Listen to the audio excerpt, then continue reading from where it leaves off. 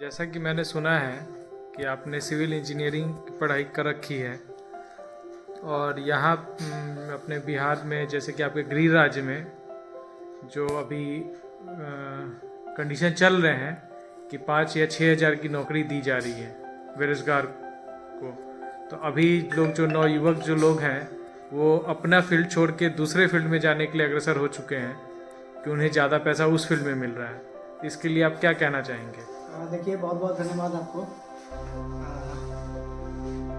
मैं civil engineering पढ़ाई किया हूँ। 2020 में मेरा सिविल इंजीनियरिंग कंप्लीट हुआ है। उसके बाद मैं अपने सेक्टर में जॉब के लिए काफ़ी प्रयासरत रहा हूँ। पढ़ाई लॉकडाउन फेज में कंप्लीट हुआ मेरा डिग्री। लास्ट ईयर में एग्ज़ाम दिया। उसके बाद लॉकडाउन होने की वजह से मुझे घर आना पड़ा। उस दरमियान घर आने के बाद मैं काफ़ी प्रयास किया अपने क्षेत्र में जॉब के लिए, बट मुझे ऑप्शन नहीं मिला। जॉब का ऑप्शन मुझे मिला तब मिला काफ़ी प्रयासरत रहने के बाद, अप्रोक्स आफ्टर 1 ईयर, 1 साल बीता। उसके बाद मुझे अपने फील्ड में नहीं, टेक मार्केटिंग फील्ड में ऑप्शन मिला। पढ़ाई करने के बाद डिप्लोमा प्लस बीटेक सिविल से होने के बाद मुझे मेरी स्टार्टिंग सैलरी 12,000 समथिंग थी जब मैं टेक मार्केटिंग में जॉब करने के लिए गया। वो मेरे फील्ड से रिलेटेड नहीं था, ये मैं स्पष्ट करूँ। मैं वहाँ काम किया। काम करने के बाद मैं वहाँ संतुष्ट नहीं था, क्योंकि मुझे लगता था कहीं कमियां रखती थी कि मैंने टेक्निकल पढ़ाई किया और मैं यहाँ मार्केट में घूम रहा हूँ, कुछ टेक्निकल टर्म्स यूज नहीं हो रहे हैं, कुछ टेक्निकल काम नहीं है मैं देख रहा हूँ कुछ प्रॉपर वे में। फिर मैं वहाँ पे रिजाइन डाला, खुद को बहुत मजबूत करते हुए, क्योंकि ऑलरेडी मैं उसके पहले जो मेरा साल भर के लगभग मेरा बीत चुका था, उस साल भर के बीच में मैंने बहुत जगह जॉब ऑप्शन ट्राई किया कि मुझे जॉब मिले। मैं अपने गृह राज्य बिहार की बात करूं और उसमें भी मैं अपने जिले की बात करूं, मुझे एक ऑफर आया था, उसमें ज्वाइन करने के लिए मुझे 6,000 रुपया मुझे ऑफर की गई थी। तो मतलब मिनिमम वेजेस से भी कम? बहुत कम। जब मुझे ये ऑफर किया गया, आप समझ सकते हैं कि मेरे पे क्या बीता होगा, बट फिर भी मैं मुस्कुराते हुए वहां से निकला। क्योंकि मैं जो सोच रखा था, मैं उस लेवल पे, एटलीस्ट उस लेवल पे स्टैंड करना चाहता था। फिर टेक मार्केटिंग में मैंने स्टेप लिया। टेक मार्केटिंग में स्टेप लेने के बाद आप कह सकते हैं बीता 8 महीना, उस बीच में 8 महीना मैं विदाउट जॉब रहा। और मुझे लगता है कि आप भली भांति परिचित होंगे, जो इंसान एक बार जॉब कर लेते हैं, जॉब के पहले हो सकता है कि वो एक एज तक अपने पेरेंट्स पे डिपेंडेंट हो, बट जब वो जॉब में इंटर कर जाते हैं, जॉब में इंटर करने के बाद बहुत सारी बातें आती हैं।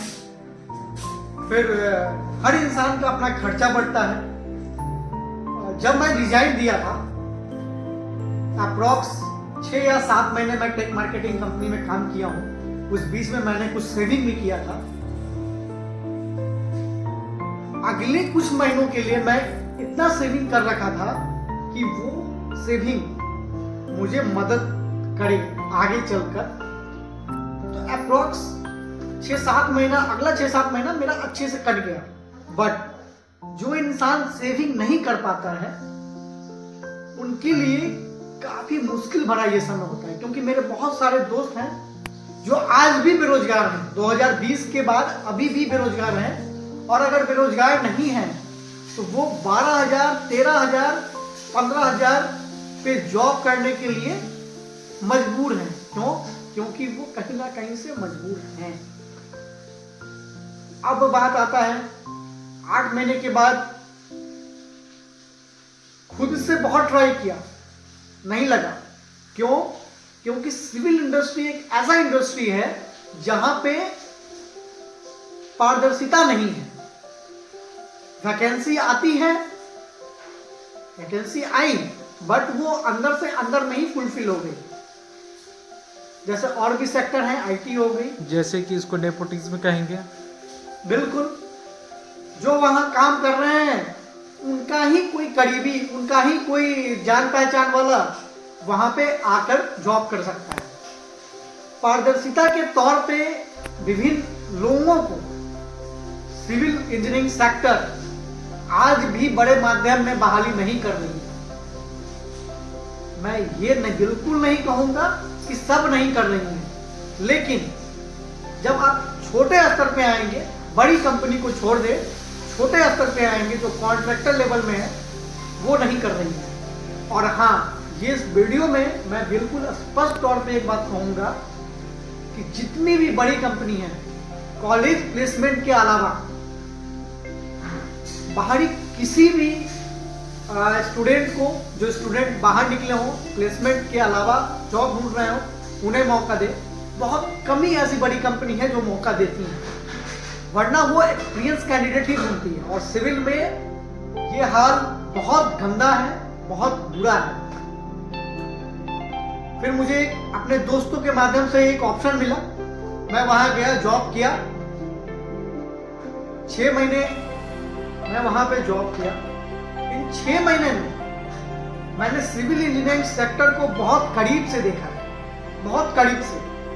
मैं कहीं का बुराई नहीं कर रहा, लेकिन इस वीडियो के माध्यम से मैं सरकार से एक निवेदन करूंगा।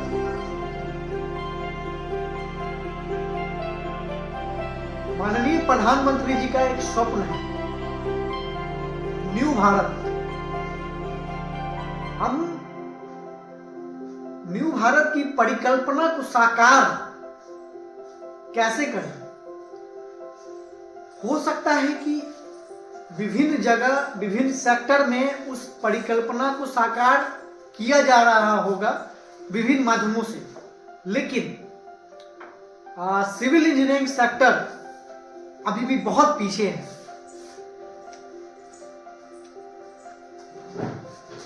मैं 2-3 बिंदु बिल्कुल स्पष्ट शब्द में इस वीडियो के माध्यम से कहना चाहता हूं,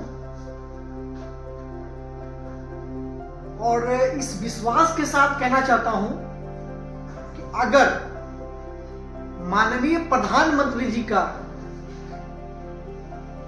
इन बिंदु पर ध्यान जाता है तो जरूर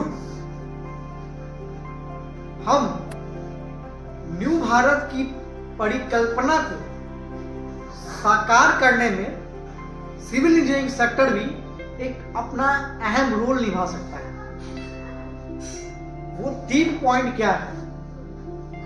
पहला, सिविल इंजीनियरिंग सेक्टर में minimum wages for fresher and experience, इनके लिए फिक्स्ड हो सरकार के तरफ से। केंद्र सरकार या राज्य सरकार? केंद्र सरकार के तरफ से। तो आप केंद्र सरकार में जाते हैं तो वो तो केंद्रीय सेंट्रल गवर्नमेंट जो करती है, सेंट्रल गवर्नमेंट जो करती है वेजेस का डिफिनेशन, वो जो हायर करती है वो तो अपना मिनिमम वेजेस देती हैं। बिल्कुल। लेकिन मैं अभी आपको ओनली फॉर राज्य सरकार और प्राइवेट सेक्टर की बात प्राइवेट सेक्टर की बात कर रहा हूँ। प्राइवेट सेक्टर में भी ऐसे जो कर्मचारी आयोग लोग जो हैं, जो आला अधिकारी लोग जो हैं, उनका प्राइवेट कंपनियों के साथ सेटिंग होता है। पता नहीं क्या करते हैं क्या नहीं करते, उनको minimum wages private limited company में भी नहीं मिलती है, और वहाँ शो करते हैं कि हाँ इन्हें हम प्राइवेट मिनिमम वेजेस दे रहे हैं। तो इस पे आपका क्या कहना है? आप बिल्कुल सही कर रहे हैं, मैं इस पे अपना राय व्यक्त कर रहा हूँ। मैं इस चीज को बहुत करीब से देखा हूँ। 12-13 हजार रुपया महीना इंसान को मिल रहा है, और वो सिविल इंजीनियरिंग सेक्टर में ना चाहते हुए भी 18 घंटा 20 घंटा काम कर रहे हैं, मात्र 12,000-13,000 रुपये में। और इसको छोड़ दीजिए तो मुझे जो ऑफर किया गया था 6,000 में मेरे गृह जिला में, वहां का टाइम मैं बताता हूं। जब मैं समय पूछा कि मुझे कितना देर काम करना पड़ेगा, तो उन्होंने बोला सुबह आने का टाइम फिक्स है, जाने का टाइम फिक्स नहीं है। इस बातों को आधार मानते हुए मैं जो प्राइवेट सेक्टर का यूनियन है, मैं उनसे भी रिक्वेस्ट कर रहा, और उन सबसे ऊपर अपने देश और न्यू भारत की परिकल्पना को साकार करने का जिन्होंने लक्ष्य ले रखा है, मैं उनसे निवेदन कर रहा हूं। और ये निवेदन करने के दरमियान मैं एक बात और बोल रहा हूं, मैं इस विषय पर एक लेटर लिखने का प्रयास किया था। जब मैं मन बना रहा था कि मैं ऐसा करूं, तो मेरे कुछ करीबी लोग ये बोले थे कि आप कितना भी प्रयास कर ले, इस सेक्टर में बदलाव नहीं हो सकता। मैं पूछा क्यों, तो उन्होंने कहा इस सेक्टर में सबसे ज्यादा सरकार से जुड़े लोग इन्वॉल्व हैं। ठीक है, मैं इन बातों को क्यों यहां रख रहा हूं, क्योंकि मुझे इस बात का भरोसा है कि हमारे देश के जो गार्जियन स्वरूप अभी माननीय नरेंद्र मोदी जी हैं, वो हर बात के बारीकी में जाते हैं, हर बात के बारीकी को बहुत करीब से समझते हैं। तो मैं सिविल इंजीनियरिंग सेक्टर, साथ में अन्य सेक्टर जो आज के समय में छोटे छोटे जिला स्तर पे ऐसे परेशानियों का जो सामना कर रहे हैं, मैं उनके लिए ही बोलूंगा। केंद्र की तरफ से मिनिमम वेजेज फिक्स हो, और उस फिक्स वेजेज का मॉनिटरिंग, स्ट्रिक्ट मॉनिटरिंग केंद्र सरकार से। और मैं स्ट्रिक्ट मॉनिटरिंग क्यों बोल रहा हूं, इस बात को करीब से समझिए। जैसे लोग बोलता है ना कि एक समय केंद्र सरकार के तरफ से 10 रुपया चलता था, जो गांव में, शहर में जो लाभार्थी रहते हैं उनको देने के लिए, और शहर या गांव आते आते वो 1 से 2 रुपया हो जाता है। मतलब 10 रुपया वहां से चला और यहाँ 2 रुपया पहुंच रहा है। लेकिन वर्तमान में ये बदलाव हो गया। हम यही चाहते हैं कि प्रॉपर मॉनिटरिंग होगा, तो जो इंसान इतने मेहनत से काम कर रहे हैं ना, वो खुद के मनोबल को भी मजबूत रखेंगे। दूसरा विषय, दूसरा पॉइंट, सिविल इंजीनियरिंग सेक्टर को एटलीस्ट 3 टाइम मिनिमम, 3 टाइम में, 3 टाइम में हम डिवाइड करें। अभी तक जितनी भी बड़ी बड़ी कंपनियां हैं 2 टाइम लेती हैं, हम क्या रहे हैं, मेरा ये निवेदन है 3 टाइम में आप उसको डिवाइड करिए। और मैं ऐसा क्यों कह रहा हूं,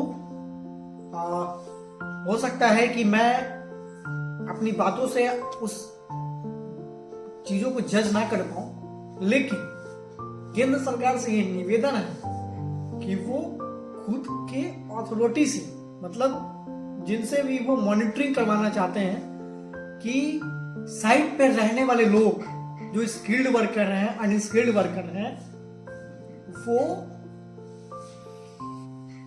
9, 10, 12 घंटे के बीच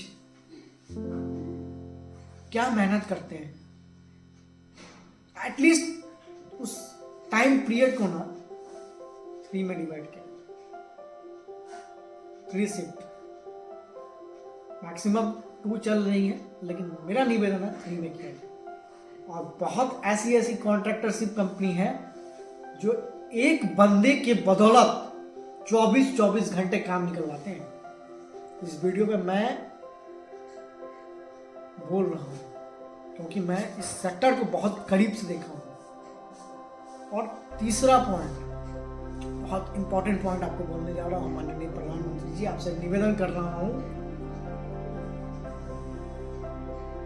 इस फील्ड में जो अनस्किल्ड वर्कर काम करते हैं या स्किल्ड वर्कर काम करते हैं, कुछ बड़ी कंपनियां हैं जो सेफ्टी को फॉलो करती हैं, सेफ्टी रूल्स को फॉलो करती हैं, लेकिन जब आप निचले स्तर पे आइएगा, जो छोटी छोटी कंपनियां हैं, उस वहां सेफ्टी का थोड़ा भी ध्यान नहीं रखा जाता है, थोड़ा भी नहीं। और हाँ, मुझे इस बात को कहने में थोड़ा भी गुरेज नहीं है, थोड़ा भी मुझे मैं कह रहा हूं कि मुझे डर नहीं है, मैं बेबाक तरीके से बोल रहा हूं। जो भी उस प्रोजेक्ट को के अथॉरिटी रहते हैं, उन्हें भी इस बात का डर नहीं है कि सेफ्टी फॉलो हो रहा है या नहीं। और कंस्ट्रक्शन साइट पे स्किल्ड और अनस्किल्ड के लिए सेफ्टी बहुत इंपॉर्टेंट है, इस बात का ध्यान रखें। बस यही 3 निवेदन है। ये निवेदन सिविल के साथ विभिन्न सेक्टर के लिए भी है। बहुत बहुत धन्यवाद।